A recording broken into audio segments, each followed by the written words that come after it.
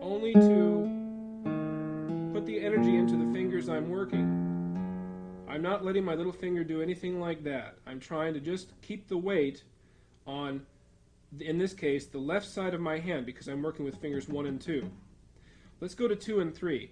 Now the center of your attention is in the middle of your hand. It's going, you can feel the bones in your hand there, the fingers 2 and 3.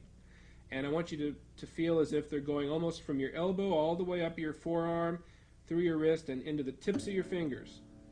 And leaving these nice and light. Okay, here we go. Ready, go. If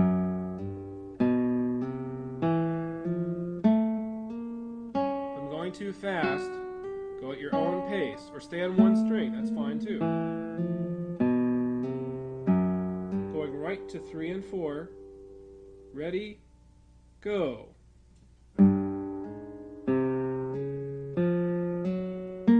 I find it helps to think of the little finger as not stopping at the knuckle joint, but going all the way down to my wrist, so that it goes from the tip down almost to my wrist. Now it doesn't really, but I'm thinking of it that way. It helps me get some power to my little finger, and it helps me really focus on this muscle right here. Okay, now let's go to the next one, which is fingers 2 and 4. 3 and 4, and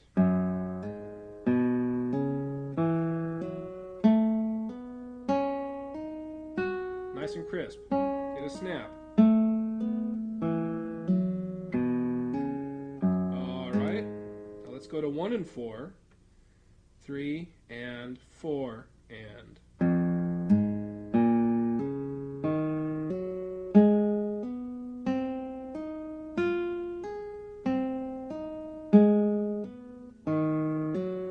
looking good.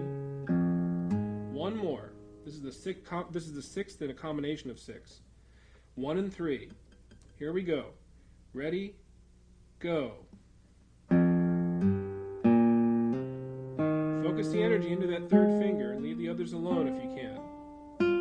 If it's really hard for you, if you're 3 and 4 really dependent on one another right now, just keep working at this slow. Slow down to almost half or quarter or whole notes if you have to. Just like this. If you have a tendency to do that or squish these together in any way, work it out slowly. Start in the correct position and give it a try. Your success depends on how patiently you can always come back to doing the basic form. Now, staying on my left hand here, let's go into descending slurs. A good descending slur or pull-off means you're basically pulling off from one finger to another. In this case, we'll do 2 and 1. Now, notice what I'm not doing. I'm not doing this. I'm not coming up into the air. That doesn't give me a good pull-off. That's kind of a jump-off. I don't want to jump off, I want a pull-off. A good pull-off entails your finger sliding itself quickly, though, off the string into the fretboard. Now you're going to hit the next string a little bit, but that's okay. It's like a mini rest stroke. Do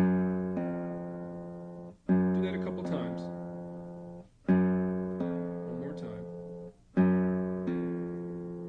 Now let's try this exercise. Again, it's kind of like walking. We have six variations here, fingering variations. Okay, now I'll go through each one once slowly. Here we go. I'll go through 2 and 1. Ready? Go. If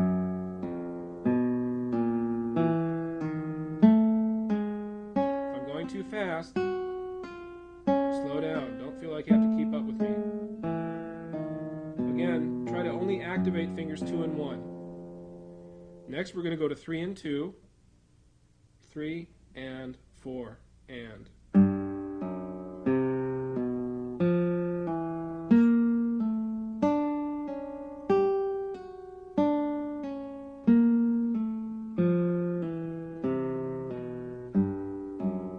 Feeling good? I hope so. You can always go back and work on it later. Let's go to fingers 4 and 3. Same thing. And remember, keep that pinky over a little bit on its side. Don't play right in the tip because then your middle joint's in danger of clashing there. Remember, we do not want that. Let's try this. Here we go. Ready, go.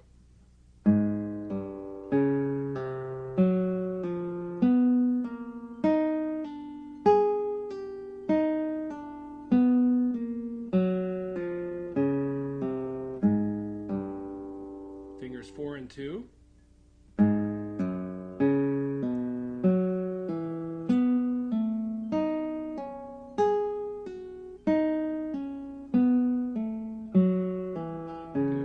Snappy pull off. Fingers 4 and 1.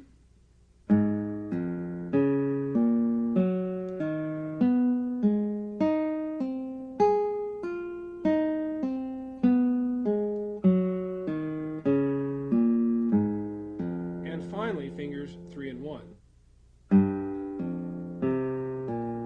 Again, try to isolate the energy into that third finger. It's a tricky finger.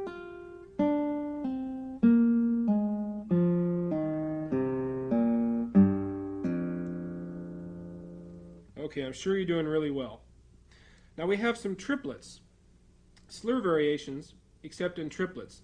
This again is going to be walking. We're just going to go up the fingerboard like this, and then back down. Got that? And then we have, again, all the other 6 combinations to go through. We won't do those right now.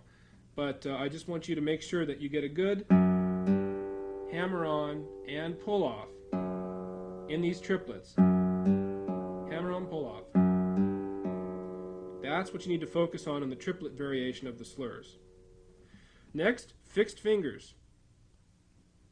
Fixed finger exercises are fantastic for practicing contrary motion with the fingers.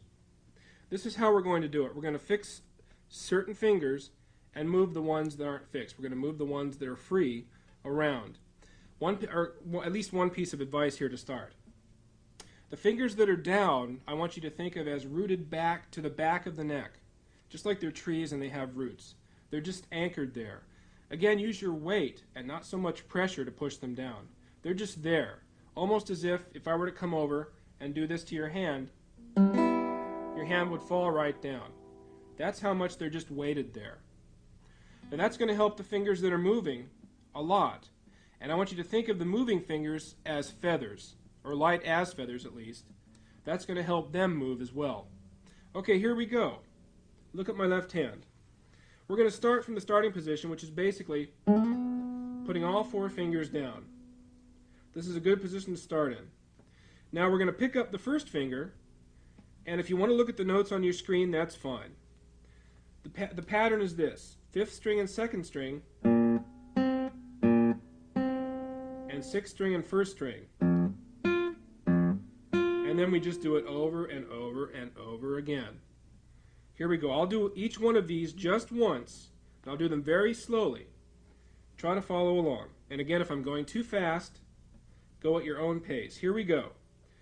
1, 2, ready, go.